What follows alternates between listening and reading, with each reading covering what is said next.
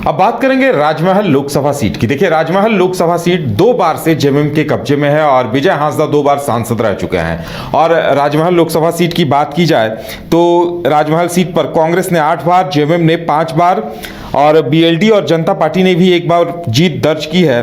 और इस बार बोरियो विधानसभा क्षेत्र से 2005 और 2014 में ताला मरांडी चुनाव जीत चुके हैं। और सबसे बड़ी बात यह है कि इस सीट पर 2014 और 2019 में मोदी लहर नहीं चल पाई थी, लेकिन अब कहा यह जा रहा है कि बीजेपी के जो प्रत्याशी हैं ताला मरांडी, उन्हें मजबूत करने का काम लोबिन हेम्ब्रम करेंगे, क्योंकि वो भी बोरियो विधानसभा भी राजमहल लोकसभा के अंदर आती है। तो बोरियो विधानसभा से वो विधायक हैं और अब वो बागी होकर लोकसभा चुनाव लड़ने का ऐलान कर चुके हैं और लगातार जेएमएम पर भी सवाल खड़े कर रहे हैं। नीरज है हमारे साथ, नीरज से बातचीत करेंगे। नीरज, लोबिन हेम्ब्रम जिस तरह से बागी तेवरों में है, नहीं लगता है कि वो मानेंगे, क्योंकि वो तो जेएमएम पे ही बागी होने का आरोप लगा रहे हैं।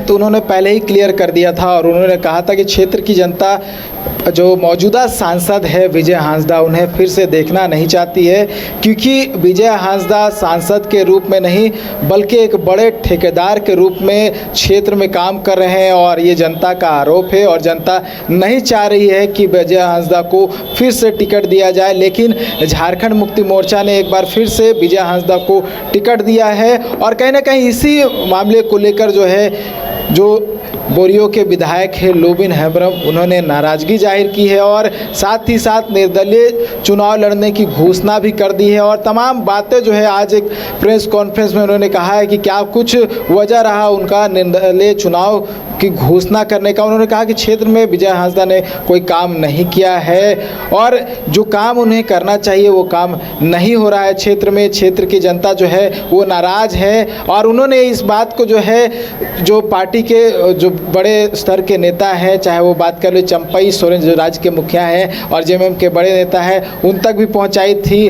और हेमंत सोरेन तक भी ये बातें पहुंचाई गई थी। लेकिन उनके बातों पर विचार विमर्श नहीं किया गया और फिर से उन्हें उम्मीदवार बना दिया गया है। तो ये बातें उन्होंने कही है। साथ ही साथ बहुत सारी बातें झारखंड मुक्ति मोर्चा को लेकर भी कही। उन्होंने कहा कि जो पार्टी पहले स्थानीयता को लेकर सामने आई थी, CNT SPT एक्ट को लेकर सामने आई थी, नियोजन नीति को लेकर सामने आई थी, लेकिन जब से पूर्व मुख्यमंत्री हेमंत सोरेन गद्दी में बैठे, ये तमाम मुद्दे थे वो गौन हो गए और कहीं ना कहीं पूरा जो बाहरी लोग थे उस पर हावी हो गए। बाहरी लोगों को नौकरी दिया जाने लगा। ये तमाम जो आरोप था लोबिन हेम्ब्रम की तरफ से लगाया गया और कहीं ना कहीं ये आधार उन्होंने दिया अपने निर्दलीय चुनाव लड़ने का। और ये भी बताया कि झारखंड मुक्ति मोर्चा लगातार जब वो कुछ भी कहते हैं तो झारखंड मुक्ति मोर्चा के लोग उन्हें बागी कहते हैं, लेकिन बागी वो नहीं है बल्कि झारखंड मुक्ति मोर्चा बागी है। ये तमाम बातें कहीं ना कहीं उन्होंने आज प्रेस कॉन्फ्रेंस में कही है और सीधे तौर पर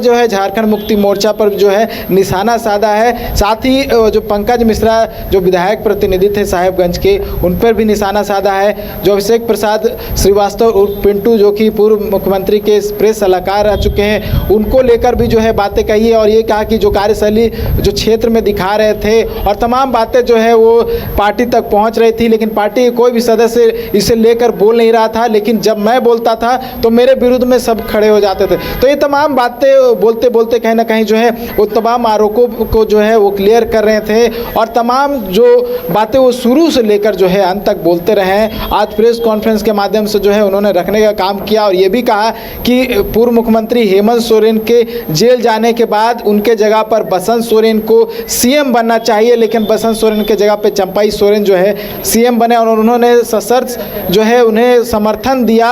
और साथ ही सीता सोरेन को लेकर भी उन्होंने बहुत सारी बातें कही। उन्होंने कहा कि झारखंड मुक्ति मोर्चा में ऐसी स्थिति उत्पन्न हो गई कि बड़ी बहू को घर छोड़कर जाना पड़ा। तो कह सकते हैं आज बगावती तेवर वो झारखंड मुक्ति मोर्चा के बोरियो विधायक लोबिन हेम्ब्रम का देखने को मिला है। अब देखने वाली बात होगी कि लोबिन हेम्ब्रम का आगे क्या कुछ रोल रहेगा। बिल्कुल नीरज, और वो एक जो बड़ा सवाल उठा रहे हैं वो ये सवाल उठा रहे हैं कि दुर्गा सोरेन के निधन के बाद अगर कुर्सी या गद्दी हेमंत सोरेन को मिली तो हेमंत सोरेन के बाद बसंत सोरेन को क्यों नहीं मिल रही है? वो ये भी कह रहे हैं कि अगर हेमंत सोरेन के बाद अगर गद्दी कल्पना सोरेन को मिलती है तो दुर्गा सोरेन के बाद सीता सोरेन को गद्दी क्यों नहीं मिली। यानी वो कहीं न कहीं ऐसी चीज़ों पर सवाल खड़े कर रहे हैं जिनके जवाब देने में जेएमएम और विजय हांसदा को भी परेशानी होगी।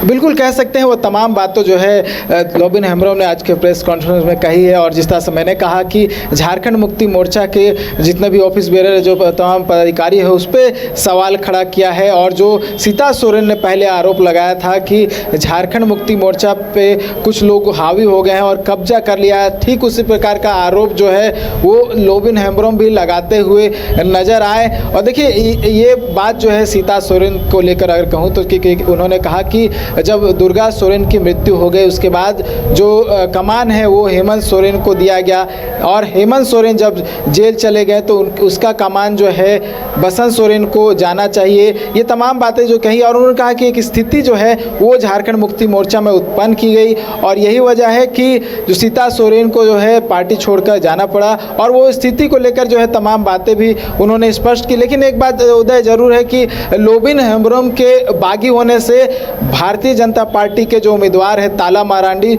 उनको बड़ा जो है फायदा हो सकता है, क्योंकि झारखंड मुक्ति मोर्चा के जो वोटर्स हैं और कांग्रेस के वोटर्स हैं हो सकता है कि वो बढ़ जाए। एक और जहां विजय हांसदा की ओर वोट करते हुए नजर आए वहीं दूसरी ओर लॉबिन हेम्ब्रम को भी वोट करने का जो है स्थिति हम लोग देखने को मिला, क्योंकि लॉबिन हेम्ब्रम ये बातें कहते नजर आए हैं कि बहुत सारे ऐसे जो लोग हैं झारखंड मुक्ति मोर्चा के राजमहल लोकसभा क्षेत्र से कांग्रेस के लोग हैं वो चाहते हैं कि लॉबिन हेम्ब्रम बतौर प्रत्याशी उस क्षेत्र से खड़ा हो और उनका जो है समर्थन मिल सकता है। तो कहीं ना कहीं जो दावा उन्होंने किया है और जो समर्थन मिल रहा होगा उसके पीछे जो है बहुत बड़ा कारण होगा। लेकिन इस कारण के बीच जो है बीजेपी को समर्थन मिल सकता है, लेकिन जेएमएम की मुश्किलें जो है बढ़ती हुई दिख रही है राजमहल सीट से, क्योंकि अगर निर्दलीय लॉबिन हेम्ब्रम खड़ा होते हैं तो झारखंड मुक्ति मोर्चा के लिए जो एक सीट है लोकसभा का उसे बचाना मुश्किल हो जाएगा। उदय चलिए नीरज, हमारे साथ जुड़ने के लिए और तमाम जानकारी देने के लिए आपका बहुत बहुत धन्यवाद। तो वाकई में अगर लॉबिन हेम्ब्रम राजमहल सीट पर प्रभावी साबित होते हैं, बागी बनकर चुनाव मैदान में उतरते हैं तो ये ताला मरांडी की किस्मत का ताला भी खोल सकता है। फिलहाल हमारे साथ इतना ही, हमें दीजिए इजाजत और आप देखते रहिए न्यूज़ 22 को। नमस्कार।